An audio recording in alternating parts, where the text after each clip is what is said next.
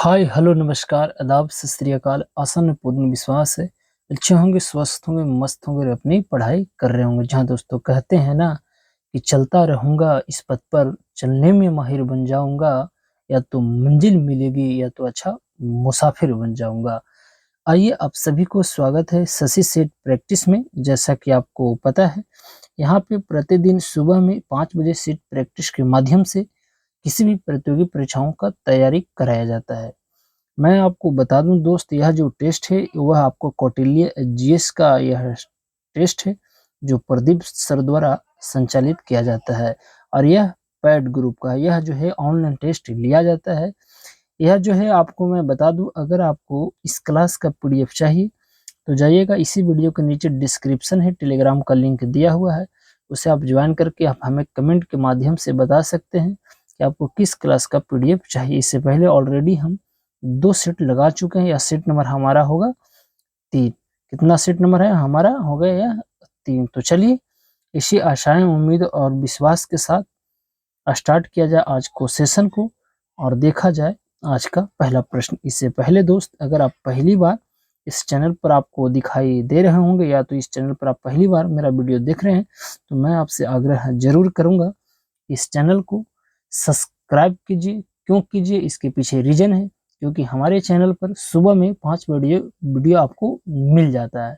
जब लोग सो रहे होते हैं उस समय आप सब बेहतरीन प्रश्नों का रिवीजन कर चुके होते हो। कहते हैं ना, मुश्किल नहीं है कुछ भी इस दुनिया में, तो जरा कोशिश तो कर, ख्वाब बदलेंगे हकीकत में, तो जरा कोशिश तो कर। तो आइए हम और आप मिलकर एक कोशिश करते हैं और इस परीक्षा रूपी पहाड़ की उसकी औकात दिखाते हैं। मैं केवल यहाँ पे आपको बता दूं, केवल आंसर और क्वेश्चन के रूप में हम इसे रिवीजन के तौर पर 100 बेहतरीन प्रश्नों का रिवीजन करेंगे।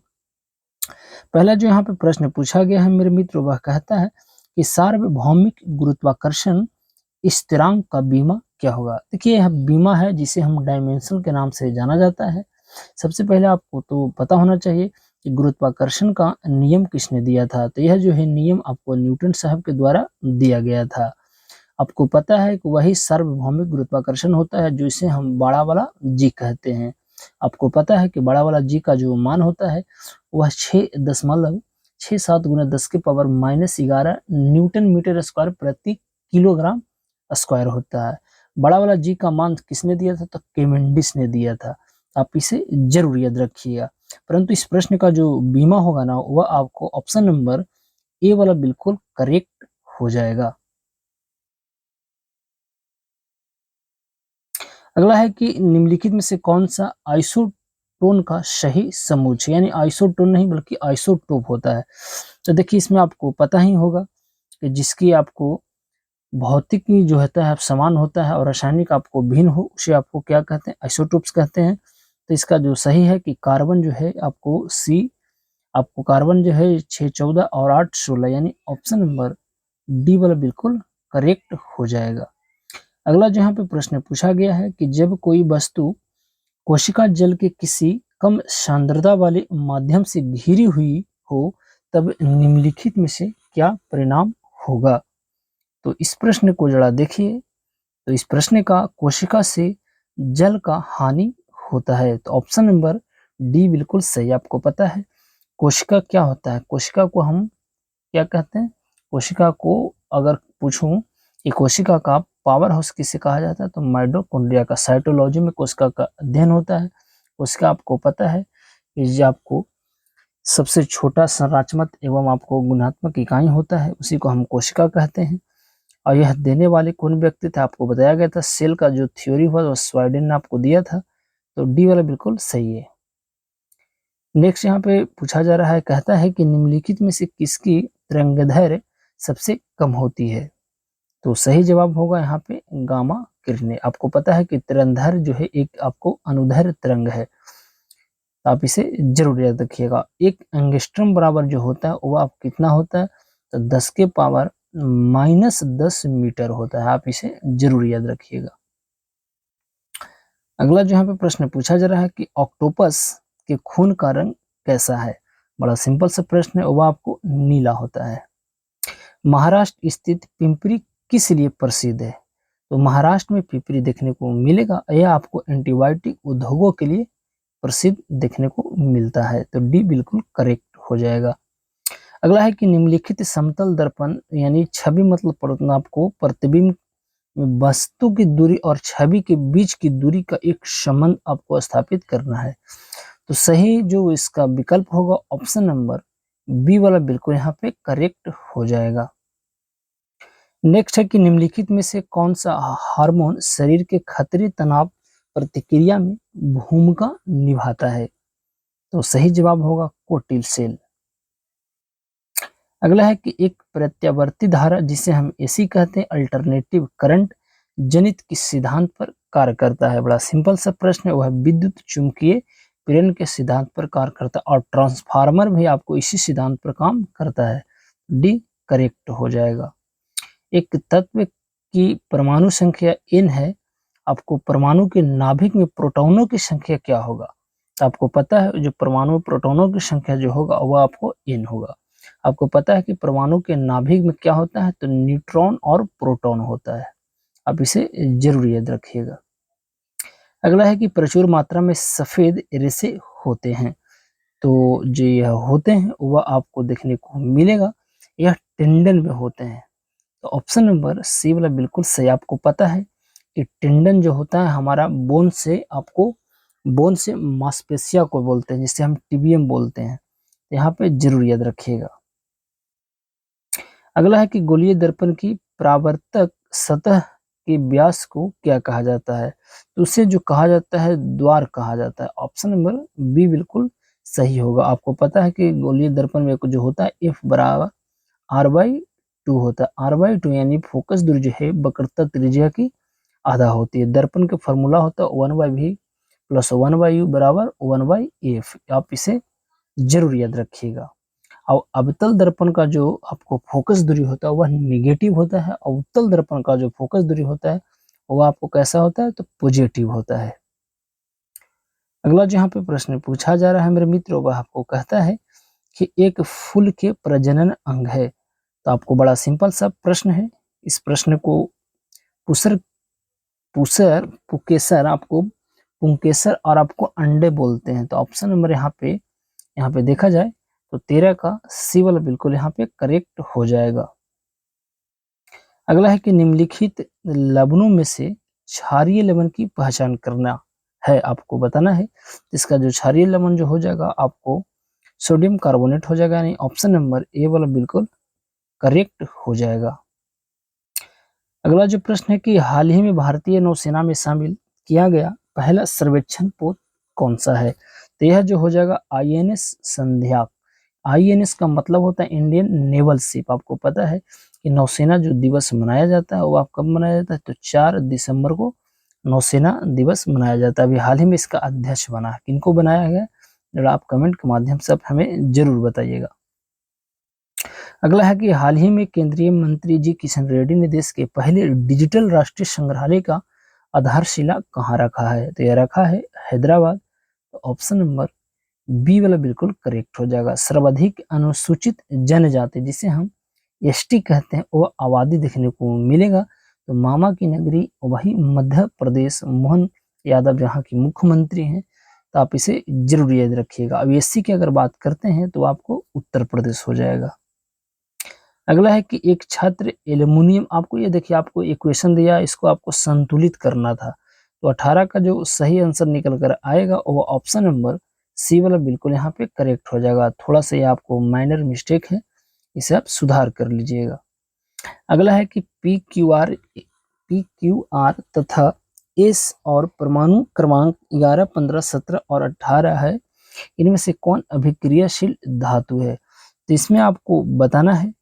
तो इसका जब आप बनाइएगा तो सही आंसर Q एंड R वाला बिल्कुल सही है। नेक्स्ट कि प्रकाश की ओर सूट की गति, प्रकाश की ओर सूट की गति कराता है फोटोट्रोपिज्म। ऑप्शन नंबर डी बिल्कुल सही। आपको पता है कि प्रकाश एक क्या है, अनुप्रस्थ तरंग है और प्रकाश की जो चाल होते हैं वह निर्वात में सबसे ज्यादा यानी वैक्यूम में कितना होता है, तो 3 × 10⁸ मीटर पर सेकंड होता है। और रोमर ने आपको पहली बार इसको चाल को अध्ययन किया था। अगला है कि मानचित्र की रचना में अक्षांश और देशांतरों रेखाओं का उपयोग सर्वप्रथम किस देश के विद्वानों द्वारा किया गया था? तो यह जो किया गया था मित्र, वह आपको यूनानियों के द्वारा किया गया था। तो बी बिल्कुल सही है। पित्त निम्नलिखित में से कहाँ स्रावित होता है? देखिए, अगर बात करते हैं पित्त की, तो पित्त जो है निर्माण का इसका जो कार्य होता है, यानी उत्पादन का जो कार्य होता है, वह आपको यकृत में होता है। मगर पित्ताशय जो है आपको क्या करता है, उसे स्रावित करता है, उसे हम जामा करता है। तो पित्ताशय आपको पता है, इसका जो आंसर होगा यकृत होगा। यकृत को ही हम लोग जिगर भी कहते हैं। तो ए और सी दोनों होगा। आपको पता है, यकृत का अध्ययन हेपेटोलॉजी में किया जाता है। यूरिया का संश्लेषण, गाइलोसिस पैदा करना, ये सब काम किसका है? यकृत का। और वसा का इमल्सीकरण अगर कोई करता है तो वही गॉल ब्लैडर, जिसे हम पित्ताशय कहते हैं। तो आप इसे जरूर याद रखें। अगला है कि सूती कपड़े उष्णकटिबंधीय प्रदेशों में अच्छे माने जाते हैं। इसके सिरे आपको रेशे जो होते हैं ना, वो आपको बीज तंतु होते हैं। तो ये वाला बिल्कुल करेक्ट है। 22 के बाद ये आएगा हमारा प्रश्न संख्या 23, और यह शायद मैथ से आपको दिखाई दे रहा होगा। इसका आंसर आप बना लीजिएगा। इसका आंसर आपको ऑप्शन नंबर डी वाला बिल्कुल करेक्ट हो जाएगा। अगला जो है ये भी आपको मैथ से संबंधित है, और इसका आंसर भी आपको 25 का देखा जाए तो सी वाला बिल्कुल करेक्ट हो जाएगा। अगला है यहाँ पे रीजनिंग से संबंधित है, और ये 26 नंबर जो प्रश्न है, इसका आंसर आप बनाइएगा। तो ये वाला बिल्कुल सही है। 27 का जो आंसर निकल कर आएगा वह ऑप्शन नंबर डी वाला बिल्कुल करेक्ट हो जाएगा जी। बड़ा सिंपल सा है, रीजनिंग का यह प्रश्न है। इसका जो सही आंसर निकल कर आएगा 28 का, वो भी आपको सी है। 29 नंबर जो प्रश्न है, इसका सही आंसर ऑप्शन नंबर ए हो जाएगा। और अगला जो प्रश्न है कि हिमाद्री नाम किसके लिए प्रयुक्त होता है? तो वही हो जाएगा ग्रेट हिमालय हो जाएगा। तो ऑप्शन नंबर ए वाला बिल्कुल सही है। और हिमालय कैसा पर्वत का उदाहरण है? तो बलित पर्वत का उदाहरण है। पुराणों का अध्ययन करने वाला प्रथम मुसलमान कौन था? यह जो था ना, वह आपको अलबरूनी हो जाएगा। अलबरूनी आपको पता है कि महमूद गजनबी के शासनकाल में आया था। तो ऑप्शन नंबर यहाँ पे 31 का बी वाला बिल्कुल करेक्ट हो जाएगा। अगला है कि विकास केंद्र उपागम की शुरुआत किस पंचवर्षीय योजना में की गई थी? तो वह आपको किया गया था आपको चतुर्थ पंचवर्षीय योजना में। तो आप इसे जरूर याद रखें। अगला है कि निम्नलिखित में से किसने कहा था महात्मा गांधी क्षणिक भूत की भती धूल उठाते हैं लेकिन अस्तर नहीं? वही बाबा साहेब भीमराव अम्बेडकर द्वारा यह कहा गया था। तो ऑप्शन नंबर आपको ए वाला बिल्कुल सही हो जाएगा। अगला जो यहाँ पे प्रश्न पूछा जा रहा है कि संस्कृति और शिक्षा का अधिकार वर्णित है। तो आपको पता है, यह आपको देखने को मिलेगा, वह आपको आर्टिकल 29 और 30 में देखने को मिलेगा। तो बी बिल्कुल करेक्ट हो जाएगा। अगला है कि 1905 में बनारस में हुए अखिल भारतीय राष्ट्रीय कांग्रेस के अधिवेशन की अध्यक्षता किसके द्वारा किया गया था? तो यह जो है अधिवेशन जो किया गया था मित्रों, वह आपको गोपाल कृष्ण गोखले के द्वारा। आपको पता है महात्मा गांधी के राजनीतिक गुरु भी यही थे। आप इसे जरूर याद रखिएगा। यहाँ पे 35 के बाद आएगा हमारा प्रश्न संख्या 36, और 36 नंबर जो प्रश्न कहता है कि वर्तमान में कितने राष्ट्रीय दल को दर्जा प्राप्त है? तो ऐसे 6 राष्ट्रीय दल है जिनकी निर्वाचन आयोग द्वारा मान्यता प्राप्त, और 3 ऐसे राष्ट्रीय दल था जिनको मान्यता रद्द कर दिया गया। उसमें आपको टीएमसी भी एक शामिल था। आप इसे जरूर याद रखिएगा। अगला है कि किस नागरिक सम्मान की स्मृति पीपल के पत्ते के समान होती है? वही भारत रत्न। आपको पता है कि 1954 में इसे स्टार्ट किया गया था, और यह जो है अभी जो है यहाँ पे इतने आदमी को दिया गया है। तो आपको 5 आदमी के शायद यह भारत रत्न भी दिया गया है। आप इसे जरूर याद रखिएगा। अगला है कि भारत के संविधान का निम्नलिखित में से कौन सा अनुच्छेद पाकिस्तान के कुछ प्रवासियों की नागरिकता के अधिकार से संबंधित है? देखिए, अगर पाकिस्तान से अगर हमको भारत आना है, पहले तो पाकिस्तान से भारत आएगा, उसके लिए एक आर्टिकल है। उस आर्टिकल में चर्चा किया गया, वह आर्टिकल 6 में 7 में कहा गया है कि अगर कोई भारतीय है तो वहां से पाकिस्तान जा सकता है। अगला है कि केंद्र शासित प्रदेशों के निर्माण के पीछे निम्नलिखित में से कौन सा कारण सही नहीं है? कारण नहीं है। तो 39 नंबर प्रश्न को पढ़िए कि तीव्र राज चेतना, क्षेत्रवाद, भाषणवाद और विशिष्ट, ये आपको प्रस्तावना में कहा चाहिए, आपको केंद्र शासित के राज्य के बारे में चर्चा नहीं है। तो डी वाला सी वाला बिल्कुल करेक्ट हो जाएगा। अगला है कि संविधान सभा में निम्नलिखित सदस्यों में से कौन राष्ट्रपति प्रणाली का पक्ष आपको घर था। तो 40 नंबर का जो प्रश्न है इसका सही आंसर ऑप्शन नंबर आपको देखा जाए तो ये वाला केटी शाह बिल्कुल यहाँ पे सही हो जाएगा। अगला है कि अंतरराज्यीय परिषद के अध्यक्ष कौन होता है। आपको आर्टिकल आपको पता है कि वह आर्टिकल 263 होता है और इसका जो अध्यक्ष होता है वह भारत के प्रधानमंत्री होता है। तो बी बिल्कुल यहाँ पे करेक्ट हो जाएगा जी। 41 के बाद हमारा प्रश्न संख्या आएगा 42 और 42 नंबर प्रश्न को जरा देखिए और बताइए इस प्रश्न का क्या होगा सही जवाब। कहता है कि भारत के उपराष्ट्रपति के रूप में चुनाव के लिए पात्रता के बारे में निम्नलिखित में से कौन सा कथन सही नहीं है। उपराष्ट्रपति के लिए वह भारत का नागरिक होना चाहिए, बिल्कुल सही है। उसे 35 वर्ष की आयु पूरी करनी होगी, यह बिल्कुल सही है। कहता है उसे लाभ का कोई पद नहीं रखना चाहिए विषय, परंतु कहता है उन्हें लोकसभा के सदस्य में चुनाव योग्य होना नहीं, लोकसभा नहीं बल्कि है राज्यसभा। अभी कौन है आपको पता है कि भारत का उपराष्ट्रपति कौन है। अभी तो चुनाव जैसे जगदीप धनखड़ है जो राजस्थान के झुंझुनू से सांसद है। आर्टिकल 63 में कहा गया है कि 64 में कहा गया है कि भारत का एक उपराष्ट्रपति होगा जो राज्यसभा का सभापति होगा। तो आप इसे जरूर याद रखिएगा। अगला है कि सिविल सेवा दिवस कब मनाया जाता है। तो बड़ा सिंपल सा प्रश्न है। सेवा जो सिविल दिवस होता है 21 अप्रैल को मनाया जाता है। आप इसे जरूर याद रखिएगा।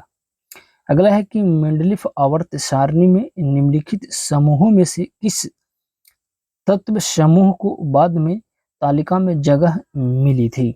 तो वह जो जगह मिली थी दोस्त वह आपको ऑप्शन नंबर सी वाला बिल्कुल सही हो जाएगा। थैलासीमिया एक आनुवंशिक बीमारी है, यह किसको प्रभावित करती है। तो यह जो रुधिर को करता है जिसे हम ब्लड कहते हैं। तो 45 का आपको ये वाला बिल्कुल यहाँ पे सही हो जाएगा। पारिस्थितिकी तंत्र के दो घटक हैं, आपको पता है वह आपको कौन हो जाएगा। तो वह जैविक और अजैविक हो जाएगा। अगला जो यहाँ पे प्रश्न पूछा जा रहा है वह आपको कहता है कि पुष्प के खुलने व बंद होने की गति कहलाती है। तो वह गति जो कहलाएगी मित्र आपको बताना है वह अनुकुंचन कहलाता है। ये वाला बिल्कुल सही है। जब चंद्रमा पृथ्वी के सबसे नजदीक होता है तो ऐसी स्थिति कहलाती है। ऐसी स्थिति जो कहलाती है वह आपको कहलाएगा, क्या कहलाएगा आपको उपभू कहलाएगा। ऑप्शन नंबर सी वाला बिल्कुल सही है। फिनलैंड की संसद का नाम क्या है। तो फिनलैंड की संसद का जो नाम है ना उसे हम संसदें ही कहते हैं। और भारत का भी जो संसद है उसका भी नाम आपको पार्लियामेंट है। तो आप इसे जरूर याद रखिएगा। अगला है कि सल्तनत काल के सिक्के टेका ससगनी एवं जीतल किन की धातुओं के बने होते हैं। तो चांदी और तांबा के बने होते थे। ये वाला बिल्कुल करेक्ट हो जाएगा। अगला है कि पानीपत के युद्ध में बाबर की जीत का मुख्य कारण कब। वही 1526।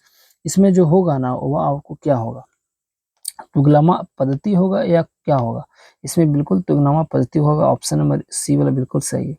पृथ्वी अपनी दूरी पर घूमती है तो पश्चिम से पूरब, कहाँ है पश्चिम से पूरब। ऑप्शन नंबर ए वाला बिल्कुल करेक्ट हो जाएगा। 52 के बाद आएगा हमारा प्रश्न संख्या 53 और 53 नंबर जो प्रश्न को जरा देखिए।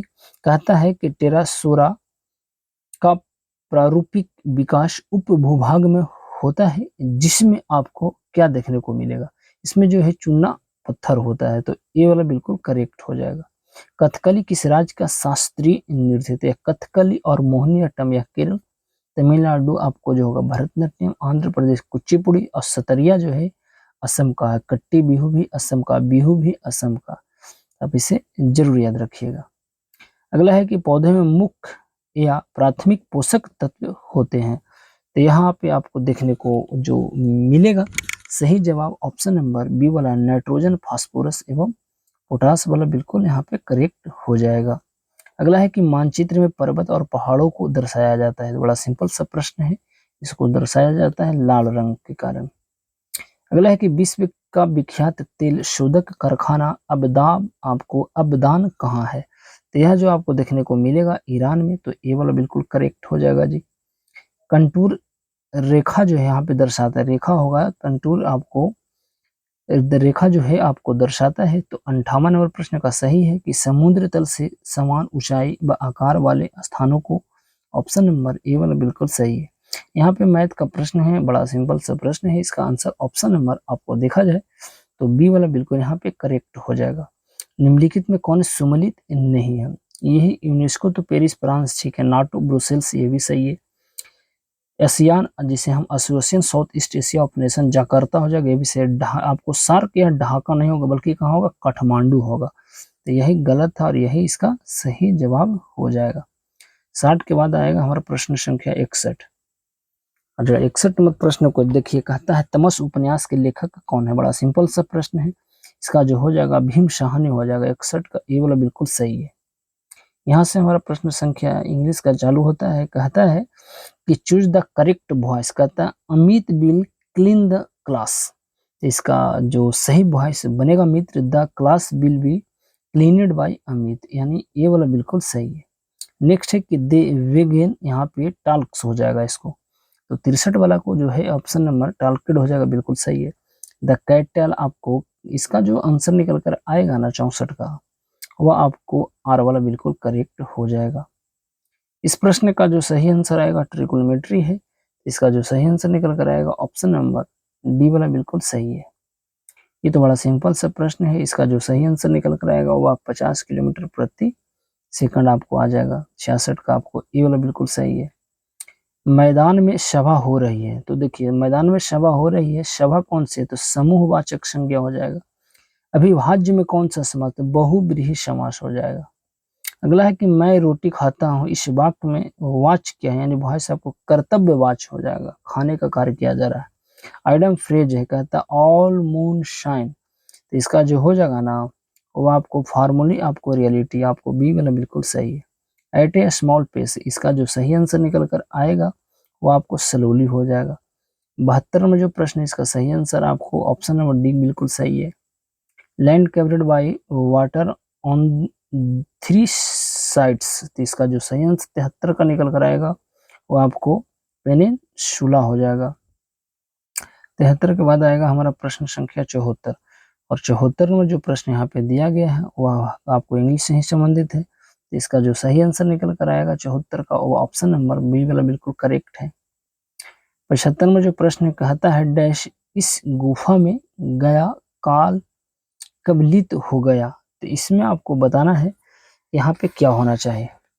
तो जो इस गुफा में गया काल कबलित हो गया, तो जो सही है। पर्यायवाची शब्द आपको चुनना है रमा। तो रमा से पर्यायवाची का मतलब होता है एक शब्द के बदले में अनेक शब्द, तो इसका होता है आपको इंदिरा हो जाएगा। अगला जो प्रश्न है कि शुद्ध वर्तनी का चयन कीजिए। इसमें आपको बताना है कि शुद्ध कौन सा है। तो शुद्ध जो है तकनीकी, बिल्कुल सही है। नेक्स्ट यहाँ पे आपको बताया गया है, इस प्रश्न को जब आप पढ़िएगा, इस प्रश्न को आप पढ़ने के बाद आपको आंसर जो निकल कर आएगा ऑप्शन नंबर ये वाला बिल्कुल करेक्ट हो जाएगा। आहार शब्द का अर्थ नहीं है, तो इसका जो सही आंसर निकल करेगा रति, बिल्कुल सही है। जो अतिथि का सत्कार न करे उसे कहेंगे, बिल्कुल उसे क्या कहते हैं? उसे हम आतिथ्य कहते हैं। अगला कि हाल ही में झारखंड के पद पर किसे नियुक्त किया गया है? तो यहाँ पे देखा जाए तो झारखंड के सीएम के पद पर किसे नियुक्त किया होगा? तो चंपत सोरेन हो जाएगा। चंपई सोरेन। 81 का आपको ये वाला बिल्कुल सही। पहले थे हेमंत सोरेन, तो ये आपको जेल चल चुके हैं, तो यहाँ पे ये वाला बिल्कुल सही है। अगला है कि वित्तीय वर्ष 2024-25 के अंतरिम बजट के अनुसार वर्ष 2023-24 में राजकोषीय घाटा कितने प्रतिशत रहने का अनुमान लगाया गया है? तो 5.8%। ऑप्शन नंबर सी बिल्कुल सही है। हाल ही में वर्ष 2024 पेरिस ओलंपिक के लिए किस भारतीय को मसाल वाहक के रूप में चुना गया है? तो यह अमीरा बिंद्रा को चुना गया, जिन्होंने बीजिंग के ओलंपिक 2008 में गोल्ड मेडल विजेता है। तो ऑप्शन नंबर आपको 83 का देखा जाए तो ये वाला बिल्कुल यहाँ पे करेक्ट हो जाएगा। अगला है कि हाल ही में भारत के भुगतान को स्वीकार करने वाला पहला यूरोपीय देश कौन बन गया है? तो यह जो बन गया था मित्र वह आपको फ्रांस हो जाएगा। अगला है कि अलकनंदा और भागीरथी नदियों का संगम पर कौन सा स्थान अवस्थित है? तो यह अवस्थित है देवप्रयाग। 85 के बाद आएगा प्रश्न संख्या 86। और 86 नंबर जो प्रश्न कहता है कि निम्नलिखित में से कौन सा मीठे पानी का झील है? तो 86 नंबर जो प्रश्न है इसका सही आंसर सारे, डल झील भी है, बुलर झील भी है, आपको भीमताल झील और लोकटक भी झील हो। तो उपयुक्त सारे विकल्प इसका सही है। अगला है कि हाल ही में ऐतिहासिक सम्मान नागरिक संहिता विधेयक पारित करने वाला भारत का पहला राज्य उत्तराखंड बन गया है। अंतर्राष्ट्रीय न्यायालय का नया अध्यक्ष किसे बनाया गया? तो यह नवाब सलीम को बनाया, वही इंटरनेशनल जस्टिस ऑफ कोर्ट है। तो ऑप्शन नंबर ए वाला बिल्कुल सही है। अगला है कि राज्यपाल को पद की शपथ कौन दिलाता है? बड़ा सिंपल सा प्रश्न है।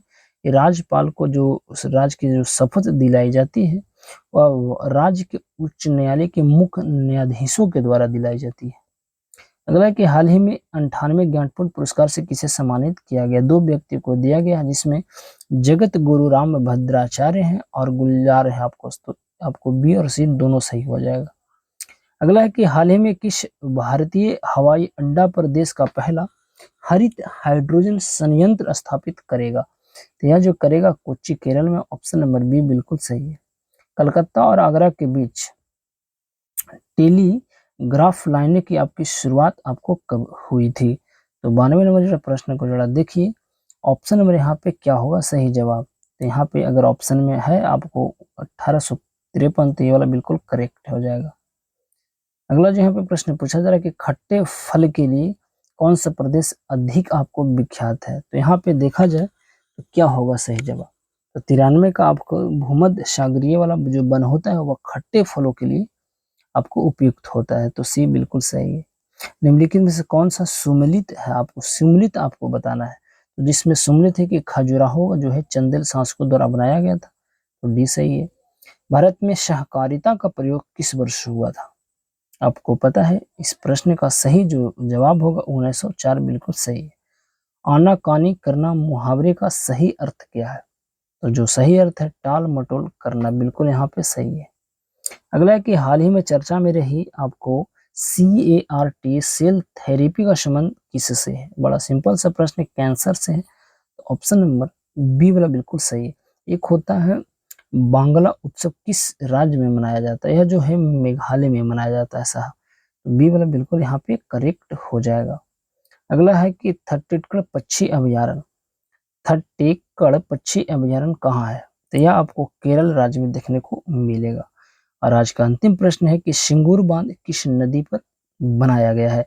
तो यह मंजीरा नदी पर बनाया गया है। तो यह था हमारा आज का सेट। आपको सेट कैसा लगता है आप हमें कमेंट के माध्यम से जरूर बताने का प्रयास कीजिएगा। और अगर आप चाहते हैं इस क्लास में और भी सुधार हो तो उसके लिए भी आप कमेंट कर सकते हैं। तो चलिए यहाँ पे देते हैं अपनी वाणी को विराम और लेते हैं आपसे विदा इस वादे के साथ कि फिर मुलाकात होगी। जब तक के लिए सही से रहें, स्वस्थ रहें, मस्त रहें और अपनी पढ़ाई जरूर करते रहें। तो अब हमें दीजिए इजाजत। नमस्कार।